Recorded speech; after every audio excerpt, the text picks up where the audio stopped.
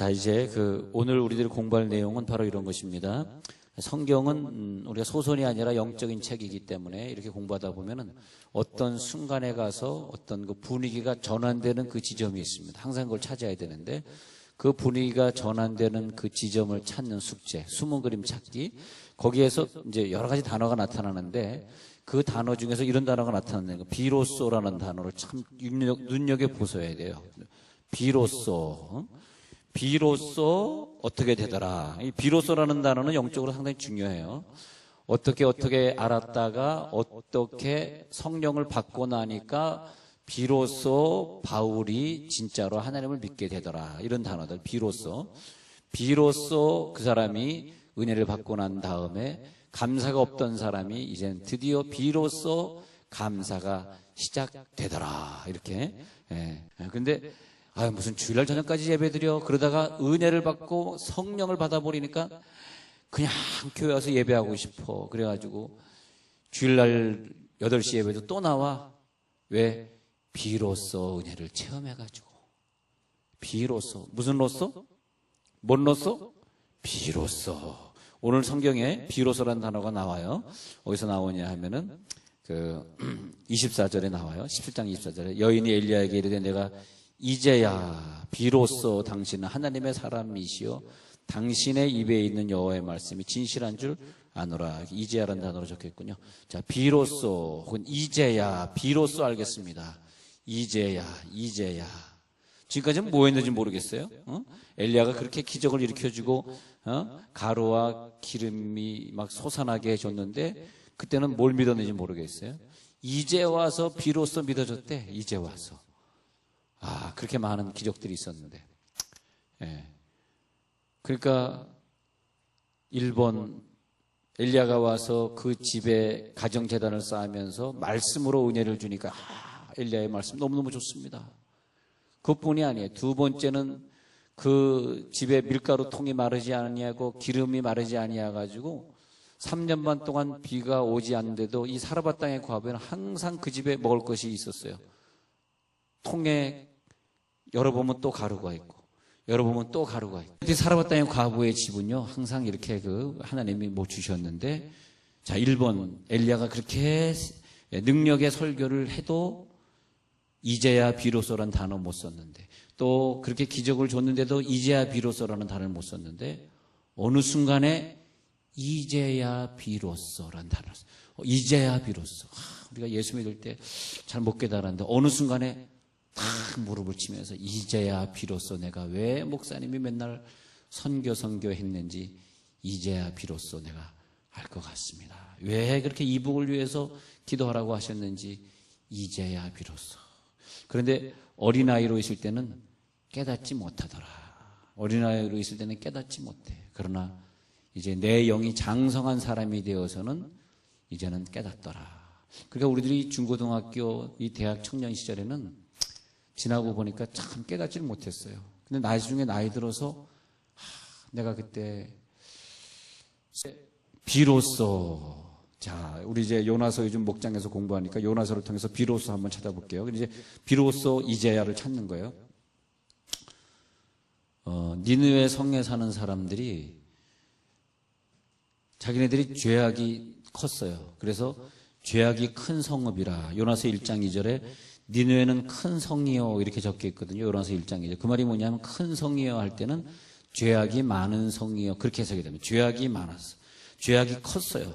죄악이 컸던 성읍이었는데, 왜 죄악이 컸냐 하니까 은혜를 받아놓고선도 은혜를 저버렸으니까 그렇게 돼요. 왜 죄악이 컸습니까? 이렇게 물으신다면 하나님의 은혜를 받았으면서도 은혜를 저버린 것이 제일 큰 죄악. 죄악도 뭐 1번, 2번 있을 거 아니에요. 제일 큰 죄악은 뭐냐 하면 하나님이 그 성읍을 향해서 구원의 계획이 있으신데 그 구원의 계획을 저버리는 것. 사람 죽인 것도 죄요. 뭐 다른 것도 다 죄지만은 더 큰 죄는 예수님이 나를 위해 십자가 못 박혀 죽으셨는데 그것을 믿지 않고 지옥 가는 거. 사람을 죽여도 지옥 안 가고 천국 갈 수 있어요. 회개만 하면. 그죠? 네. 또 우리가 그 외에 더 나쁜 짓을 해도 다시 회개하면 천국 갈 수 있으니 세상의 사람들이 볼 때는 야, 천인공노할 죄야 그렇게 말할 수 있을지 모르지만 그보다 더 큰 죄는 이 사람은 사람 죽이고 회개하고 천국 갔는데 이 사람은 사람은 안 죽였고 선한 일은 했는데 예수 안 믿고 지옥 갔어. 이게 더 큰 죄악이죠. 그잖아요. 더 큰 죄악이에요. 그래서 큰 성읍이요 죄악이 극에 상달했어요. 니느웨 죄악이 극에 달했어요. 네. 그랬을 때에 큰 성읍이고 죄악이 크게 달했을 때 누구를 보내냐? 작은 종을 보내지 않냐고 큰 종을 보내. 큰 종. 그게 요나인데 요나가 왜 작은 종이 아니라 큰 종이냐 하면 요나서 4장 1절에 딱 나와요. 4장 1절 2절에 보면은 나는 하나님을 인애가 크시고 자비가 크시사 진노를 내리지 아니하는 하나님인 줄 알았사옵나이다. 이래서 요나가 큰 종이에요. 다시 정리 한번 해봅시다. 여러분 여기서 큰 종이 있고 작은 종이 있어. 한번 따져보죠. 내가 큰 종일까 작은 종일까? 내가 큰 종일까 작은 종일까? 큰 종은 누구냐? 하나님의 사랑을 많이 깨달으면 큰 종이야. 할렐루야. 하나님의 사랑을 적게 깨달으면 자기가 아무리 오랫동안 사역을 하고 아무리 큰 교회 사역을 해도 복음의 그냥 십자가의 복음, 하나님의 사랑의 감격으로 십자가의 복음이 늘 증거되지 않으면 개척교회를 하든 큰 교회를 하든 작은 종. 그러나 우리들이 개척교회를 목회하더라도 그의 입술에서 늘 그 사랑의 감격에서 너무너무 사랑에 감격해가지고 메시지가 나오고 사람 만나면 감격해서 울고 그 불신자 만나면 참 감격해가지고 예수님 앞으로 인도하고 싶고 그 사람은 하나님의 사랑을 다른 사람보다 많이 깨달았기 때문에 큰 종이다 이거예요. 자, 큰 성읍과 큰 종 정리했습니다. 잘 정리하세요. 큰 성읍은 죄악이 많은 성읍. 니느웨에 사는 사람들이 숫자가 많았기 때문에 큰 종을 보내야 되는데 누구를 보낼까? 그러면 내가 그런 사람들 큰 종이다 이렇게 표현하냐면 큰 교회에서 큰 종이 아니라 그들의 그 언어 속에 살아있는 그 하나님의 사랑, 할렐루야. 그 눈물겨운 하나님의 사랑 그것 때문에 그들은 목회할 필요도 없고 그냥 그 사랑 받았는데 뭘 목회하겠어요. 그 사랑 자체가 감격스러운데. 그리고 그들은 그 복음을 전하고 선교 다니는 그러니까 거의 이제 선교사들을 제가 말한 거예요. 선교사 수준에 있는 사람들. 그러니까 하나님의 사랑을 얼마나 크게 받느냐 작게 받느냐 그분이 큰 종이 되는 줄 믿습니다. 그래서 그 사람들을 그 니느웨 성에 보냈는데 니느웨 사람들이 그것을 보고 갑자기 하나님의 사랑을 깨달은 거예요. 요나라는 사람이 우리에게 와가지고 회개하라네.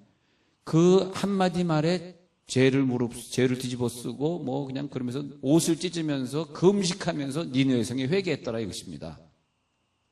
그때 가서 니느웨 사람들이 언제 그 큰 종이 니느웨 성에 와서 전하는 것을 보고 그때서야 비로소 이제야 우리를 회개시키려고 저분을 보내셨구나. 그 사람이 내 앞에 서 있는 것을 보고 이제야 비로소 깨닫게 된 거죠. 저분을 내가 만나서 우리 니느웨가 회개되게 되었구나. 저 요나는 참 사랑이 많은 종이구나. 그 먼 거리를 달려와서 적군인 우리와 이스라엘은 적인데 우리 적군인 아수르 사람들에게 와가지고 이 복음을 전해주다니 이제야 하나님이 우리를 이렇게 사랑하는 줄 알겠노라. 좀 아시겠죠? 그러니까 이제야 비로소란 단어가 우리 생애에 딱 튀어나올 때 그때는 이제야 내가 왜 복음이 중요한지. 옛날에는 공부만 중요하다고 생각했는데 딱 어떤 순간에 공부보다 더 중요한 것이 하나님 믿는 거구나. 할렐루야. 그러니까 공부를 더 열심히 하게 되는 거예요. 왜? 딴 애들 공부하는 시간에 난 성경 읽으니까 남들보다 1시간 덜 자야 돼. 남들이 놀 때 나는 못 놀아. 남들이 핸드폰 할 때 나는 할 시간이 없어. 왜? 딴 시간에 성경 읽고 예배했으니까. 그런 사람, 그런 학생이 뭐냐? 그런 학생이 이제야 하나님의 말씀을 깨달은 거죠. 이제야. 영혼이 살아나는 역사가 이루어질 때를 말하는 거예요. 죽어있는 영혼이 확 살아날 때 내 영이 지금 죽었냐 살았냐 이제야 하나님이 우리를 사랑하는 줄 알겠노라. 자, 야곱과 에서는 복중에서 싸우는도다. 영적인 얘기 좀 해볼게요. 복중에서 싸우는도다. 뭘 복중에서 싸웠을까? 뭘 가지고 싸웠을까? 야곱은 하늘나라의 장자권을 얻고자 싸웠고 에서는 이 땅에서 장자권을 얻고자 싸웠고 그래서 육체의 소욕은 성령을 거스리고 성령의 소욕은 육체를 거스리는데 육체와 성령이 싸우는 한 배에서 태어나는데 육체와 영성이 싸우는 걸 말하는 거예요. 그래서 엘리사벳이 마리아한테 복중에서 아이가 뛰놀았도다. 내 속에서 예수를 잉태하고 있는 자가 예수가 내 속에서 뛰놀 때 하는 말. 내 속에 영이 뛰놀았도다. 내 속에 영이 죽었다가 어느 순간에 영이 막 뛰노네. 영이 막 뛰노네. 그게 뭐예요? 그것이 바로 내 영이 이제야 살아있는 것을 내가 봤구나. 이제야 내가 살아있구나. 창세기 27장에 한번 가서 볼게요. 진짜 맞나 틀리나 한번 볼게요. 창세기 가가지고 27장 한번. 그러니까 이거 보면 대답은 애들이 잘해주네. 뭐가 달라져? 그러니까 애들이 대답을 해주네. 띵띵띵이라고 대답을 해주네요. 자, 보면은 야곱에게 주는 축복은 28절 보세요. 하늘의 이슬과 땅의 기름짐. 하늘의 이슬이 먼저 튀어나와요. 근데 그 뒤에 보세요. 39절에 보면 내 주소는 땅의 기름짐에서도 멀고 내리는 하늘 이슬에서도 멀고 그러면서 땅의 기름짐이 먼저 나와요. 왜? 육의 사람이니까. 잘 비교해 보세요. 모르셨죠 이거? 그러니까 에서의 축복은 땅의 기름짐을 먼저 얘기하고 야곱의 축복은 하늘 이슬을 먼저 얘기한다. 이게 참 중요해요. 왜냐하면 유대인들의 어법에서는 먼저 무엇을 얘기하느냐가 천지차이입니다. 그래서 먼저 이것을 얘기하는데 야곱은 하늘의 이슬의 사람이고 에서는 땅의 기름짐의 사람이기 때문에 에서는 세상을 보고 있으니까 물질로 부여하게 되면 그것이 전부 다인 줄 알고 그래서 세상에 속한 자가 되고 신령한 은사를 사모하지 않고 세상의 재물을 얻기 위해서 장막 밖에서 뛰어다니는 자의 모습으로 보여지고 있다는 거죠. 그러나 야곱은 항상 환난을 줄 때도 고난의 학교를 졸업할 때도 그의 영이 항상 올라가는 자, 하늘에 있을 하늘을 향해서 사는 자의 상징이다 이거예요. 그래서 에서와 야곱이 다투는 거죠. 에서와 야곱이. 자, 게하시라고 하는 종이 있습니다. 근데 게하시는 육의 사람이라서 엘리사의 지팡이만 가지고 가면 지금 수넴 여인의 아들이 죽었다고 하는데 요것만 가지고 가면 그 수넴 여인의 아들이 살아날 줄 알았어요. 수넴 여인의 아들에게 필요한 것은 엘리사의 지팡이라고 믿었는데 이것이 아직 비로소를 만나지 못한 상태란 말이에요. 에서처럼 비로소 이제야를 만나지 못한 상태에서는 이것만 올려놓으면 되겠지. 엘리야의 지팡이는 믿었으나 하나님의 영의 능력은 체험하지 못한 상태가 되는 거죠. 그런데 지팡이를 올려놨는데 사르밧 땅의 과부가 수넴 여인의 아들이 살아나질 않는 거야. 그럴 때 다시 엘리사가 달려와가지고 다 내보내고 문을 닫으라. 내보낸 건 왜 그러냐? 육의 사람은 다 나가라. 들어가서는 문을 닫아버려요. 그 회당장 야이로의 딸 집에 가서도 예수님이 탁 문을 닫는 것 같습니다. 왜? 육신의 죽음만 보고 비로소 이제야 다음에 생명을 볼 수 있는 눈이 뜨지 못한 사람은 그 방에 있으면 안 되는 거죠. 그래서 문을 닫아버리는 거죠. 닫아버리고 저들이 쳐다보지 못하도록 창문에서도 쳐다보지 못하도록 다 닫아버려. 싹. 니네들이 보면 역사가 일어나질 않는다. 해놓고선 거기에서 생명의 역사를 나타낼 때 그때 야이로 회당장이 자기 딸이 살아나는 것을 보고 수넴 여인이 자기 아들이 살아나는 것을 보고 그때 참으로 하나님의 아들이시군요. 비로소 이제야. 아니 베드로가 내가 어부인데 예수님이 목수가 와가지고 야 깊은 데 가서 그물 던져 그러니까 아이 내가 고집도 있고 내 주관에 있는데 그렇게 하고 싶어요? 하고 싶지 않지. 아이 나 안 할래요. 그래야 되는데 베드로가 그래 말씀에 의지해서 한번 마지막으로 동이 터오는데 가보겠습니다 하고 투덜투덜거리면서 갔겠죠. 정말 믿음이 왔더라면 다른 배도 오라고 그랬을 텐데 니네들 기다려. 나만 먼저 간다. 야 이게 잡히겠냐 새벽에 고기들이 다 옮겨갔지. 야 나 혼자 갔다 올 좀 기다려. 그러고 갔겠죠. 그런데 만선의 기적을 이루니까 한 배를 더 오래. 야 이상하다. 빨리 와. 만선의 기적이 왜? 도저히 믿질 않았기 때문에 자기 혼자 간 거죠. 근데 친구들 배를 이제야 부르는 거지. 이제야. 그러면서 하는 말이 이제야 당신이 참 선지자로소이다. 그러면서 하는 말이 주여 떠나소서 나는 죄인으로소이다. 이제야 자기 죄를 깨닫게 돼. 이제야 만선의 기적을 만난 다음에야. 항상 그 지점이 있어야 돼요. 이제야 비로소. 여러분 눈동자를 보니까 조금 이해가 안 되는 것 같은 그런 느낌이 오는데 오늘 이해가 안 되는 분은 꼭 이제야 비로소 깨닫고 가시기 바랍니다. 우리가 이제야 비로소를 깨닫기 전에는 뭐 이렇게 드세요.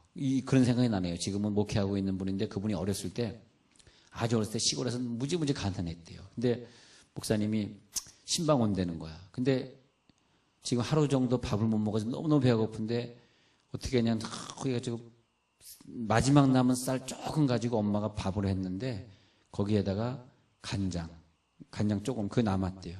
근데 이것 먹고 내일 또 먹을 수 있을지 없이 너무너무 가난한 시절인데 엄마가 이제 밥을 짓고 있었대요. 밥을 이만큼 엄마는 먹지도 못하고 며칠째 지금 굶고 있고 외아들 주려고 이렇게 기다리고 있었는데, 근데 밥이 뭐라 이제 저건 밥 주겠지 하고 이제 밥을 준비하고 있는데 갑자기 연락이 오기를, 전화가 없었던 시절인데 연락이 오기를, 담임 목사님이 여기 지금 신방 오신답니다. 예, 그런 희생이 또 그런 아들을 만들어낸 것 같습니다. 하여튼 우리는 보면요, 어느 때는 그것밖에 몰라요. 그 다음 이적을 못 본다고. 내일 일어날 이적을 봐야 되는데 오늘을 못 넘기는 거야. 오늘 배고픈 걸 못 넘기고 그 다음에 이적을 봐야 되는데. 근데 사라밧 땅의 과부는 내일 일어날 이적을 봤기 때문에 그 집사님처럼 사라밧 땅의 과부는 엘리야를 섬긴 거예요. 그랬더니 그 다음부터 기적이 일어나는데 뚜껑만 닫아 넣었다가 열기만 하면 또 기름이 있고 열기만 하면 또 밀가루가 있는 거야. 가뭄이 끝날 때까지 13절에 엘리야가 그에게 이르되 두려워하지 말고 가서 네 말대로 하려니와 먼저 그것으로 나를 위하여 작은 떡 한 개를 만들어 내게로 가져오고 그 후에 너와 네 아들을 위하여 만들든지 하라. 그랬더니 기적이 일어나가지고 14절에서 병에 기름이 없어지지 않고 가루가 떨어지지 아니하고 가뭄이 다하는 날까지 있었어요. 야, 15절에 엘리야를 통하여 하신 말씀같이 통에 가루가 떨어지지 아니하고 병에 기름이 없어지지 아니하니라. 와, 엄청난 기적. 여기서 이제 구분해야 돼. 비로소 이제야라는 걸 구분해 드릴게요.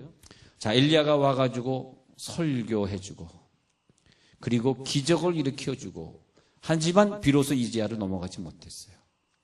아들이 죽으니까, 아들 문제가 생겼는데 아들이 죽으니까 막 불평을 하면서 왜 나에게 와가지고 이런 고난을 주십니까? 당신이 나에게 안 왔더라면 이런 고난을 내가 만나지 않았을 텐데 하면서 18절에서 그런 얘기를 해요. 내 죄를 생각나게 하시려고 오셨나이까? 내 아들을 죽게 하시려고 내게 오셨나이까? 아니, 아들을 죽게 하러 온 것이 아니라 어차피 3년 반 동안 기적 속에서 굶어 죽을 걸 와가지고 기적을 일으켜줬는데 그건 싹 잊어버리고 내 아들 당신이 죽였나이다. 하나님이 나에게 은혜를 준 건 싹 잊어버리고 아들 죽은 사건만 투덜대고 있는 사람인 걸 보니까 비로소 이제야라는 이 강을 건너지 못한 사람이에요. 예? 우리가 그 정도밖에 안 되는 거예요. 딴 것 하나님 다 은혜로 준 건 잊어버리고 뭐 하나 갑자기 안 된다고 말이에요. 예? 하나님 왜 나에게 이렇게 하십니까? 내가 애들은 건드리지 말라 그랬잖아요. 돈 가지고 장난치지 말라 그랬잖아요. 막 하나님을 욕하면서 그럴 수 있다는 거죠. 근데 엘리야는 거기서 빨리 그 19절에 그 아들을 달라. 참 성품이 좋은 것 같아요. 화가 안 난 것 같아요. 그냥 아들 달라 그러더니 그 여인의 품에서 받아 안고 19절 보세요. 자기가 거처하는 다락에 올라가서 자기 침상에 누이고, 이걸 그대로 나중에 엘리사가 수넴 여인 아들 죽었을 때 따라하는 장면 아닙니까? 그래가지고 자기 침상에 누이고 여호와께 부르짖어 이르되, 자, 부르짖어 기도합니다. 예. 왜 과부에게 재앙을 내리셨나이까? 왜 과부에게 재앙을 내리셨나이까?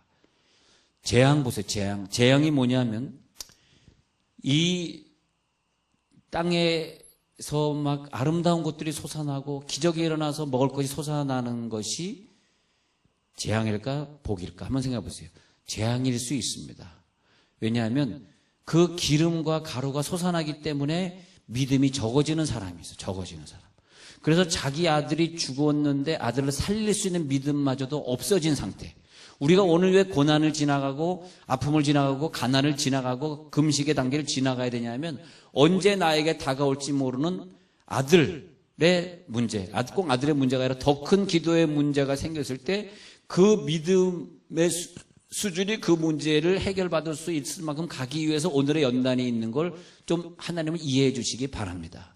우리는 미래를 볼 수 없기 때문에 왜 나에게 이런 어려움이 있는가 그러는데, 오늘의 어려움은 내일의 아들을 살리는 기적을 위해서 통에 가루가 조금 있던 거, 그런 것들을 갖다가 하나님 앞에 바친다든지 혹은 기적을 나타내는 그런 기적이 필요한 것인데, 여기서 필요한 것은, 여기서 말하고자 하는 것은 아들이 죽었다 이거예요. 아들이 죽었을 때에 이 여자의 믿음을 보니까 엘리야에게 따지는 그런 믿음으로 보인다는 거죠. 그래서 이것을 보면은 이 여인의 믿음의 상태를 보여준 것인데, 왜 아들이 죽었을까? 이 아들의 죽음은 이런 말을 해요. 열매 없는 죽음. 이렇게 말해요. 열매 없는 죽음. 죽음도 열매 있는 죽음이 있는데 열매 없는 죽음. 그러니까 그렇게 기적을 보여줬는데도 불구하고 엘리야를 제대로 믿지 못하고 있어요. 아니, 엘리야가 그 3년 반 동안 계속해서 그 통에 가루가 떨어지지 않도록 해줬으면 아들도 살려줄 거 아니에요? 그런데 그런 믿음이 부족해. 그런 믿음이. 그러니까 아직 이제야라는 단계를 넘어가지 못했는데, 어떤 사람은 가난을 주고 힘든 연단을 주면 오히려 그것을 가지고 싸워 이기면서 부활의 영이, 아들이 죽었다 살아나는 것 같다가 생명의 믿음, 그래, 생명이라고 적으셔야 돼요. 생명적 믿음. 왜? 아들이 부활하니까. 여기까지 가야 되거든. 아들을 부활시키는 생명적 믿음으로 가야 된단 말이죠. 그런데 이 여인에게는 그런 믿음이 없어서 불평만 하고 있는 거죠. 예. 그릇에 가루가 떨어지지 아니했던 것이 복일까 재앙일까? 믿음이 더 약해진 사람에게는 오히려 그거 물질이 계속 떨어지지 않은 것 때문에 자기 믿음이 하락해서 나중에 생명적 믿음이 필요할 때 써먹지 못하는 사람이 되고요. 오히려 연단이 많았기 때문에 더 눈물로 기도하던 사람이 마지막에 생명을 구해야 되는 장면에서 더 큰 믿음으로 생명을 구할 수 있으니, 꼭 기름과 가루가 떨어지지 않았다는 것이 나에게 재앙일까 복일까는 여러분들이 선택하시는 거예요. 오늘의 고난이 나에게 복일까 아닐까는 내가 선택하는 거예요. 오히려 이걸 통해서 더 훈련하고 연단받으면 죽음 가운데서 생명을 얻게 하는 기적이 있게 되는 거죠.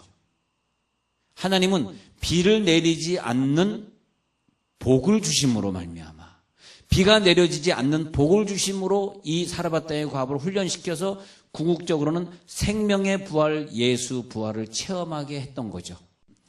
생명의 부활, 예수 부활을 체험하게 하시려고 그 땅에 가뭄을 주셨던 거죠. 오랫동안 비가 내리지 아니했던 거죠. 그 비가 내리지 않는 그 재앙 속에서 예수 부활 생명을 받게 하는 그 놀라운 숨어있는 진리를 깨달아야 되는 거죠.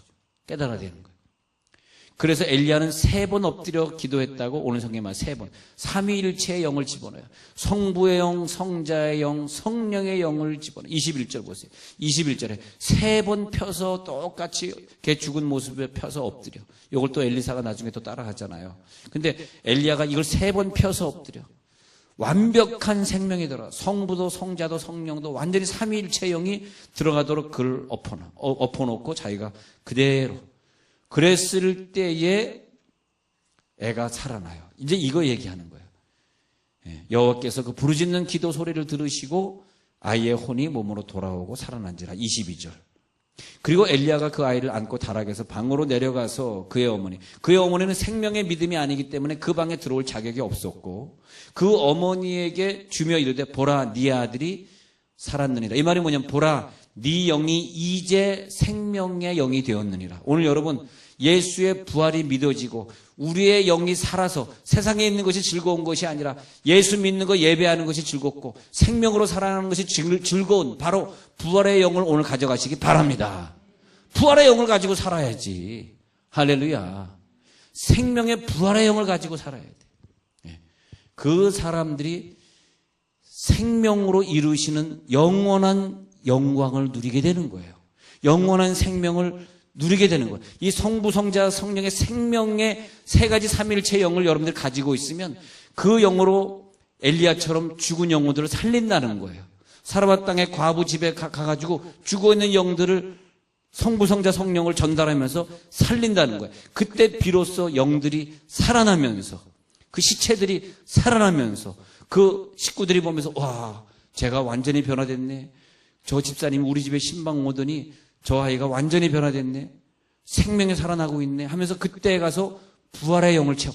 제가 부활했네. 딴 모습이 되었네. 새 피조물이네. 그런즉 이제는 내가 산 것이 아니요 그 안에 예수가 살고 있네. 그때 가서 비로소 할렐루야. 이거 말하려고 여기까지 온 거예요.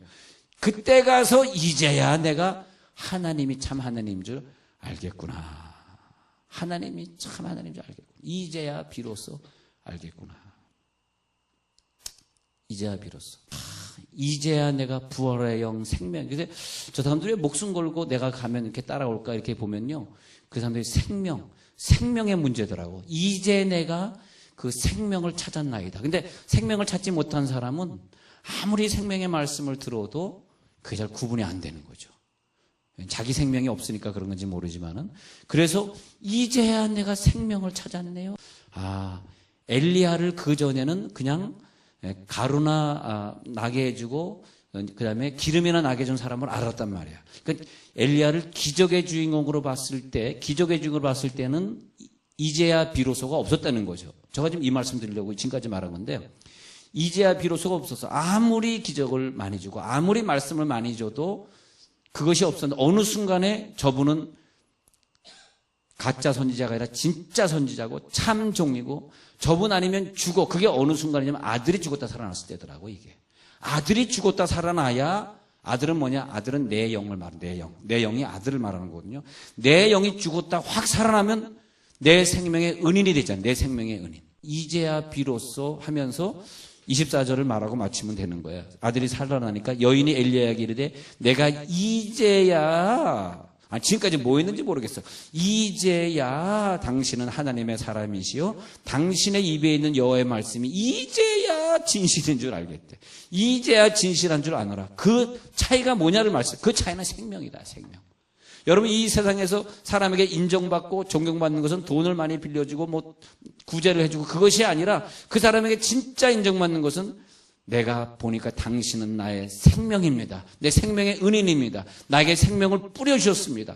당신의 그 생명을 나에게 나눠주셨습니다. 그 생명은 당신 생명이 아니라 당신 속에는 예수 생명입니다. 당신 속에는 예수 생명을 나에게 나눠줬습니다. 이제야 비로소 당신이 나의 선생이 되시. 나보다 나이가 어리지만 당신이 나의 선생이요. 이제야 비로소 당신의 말이 참인 줄 알았나이다. 진실인 줄 알았나이다.